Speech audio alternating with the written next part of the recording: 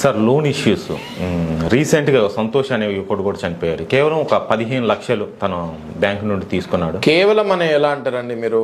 విజయ్ మాల్యాకి 30,000 కోట్లు అప్పు ఉంది, సంతోష్ అనే అబ్బాయికి 15 లక్షలు, అంతే ప్రెషర్. విజయ్ మాల్యాకి 30,000 కోట్లకి అప్పు ఎంత ప్రెషర్ ఉందో, సంతోష్ అనే వ్యక్తికి 15 లక్షలు కూడా అంతే ప్రెషర్ ఉంటుంది. మన బ్రెయిన్ లో ఉంటది మనకి ఎంత ప్రెషర్ తీసుకోగలుగుతాము అన్నది. పాపం చాలా ప్రగాఢ సంతాపం ప్రకటిస్తున్నాను నేను సంతోష్ మృతి మీద. క్రెడిట్ కార్డుల మీద 15 లక్షల లోన్లు ఉన్నాయి. కలెక్షన్ వాళ్ళు చిత్రహింస పెడుతున్నారు, వేధిస్తున్నారు అని చెప్పి చనిపోతాం జరిగింది.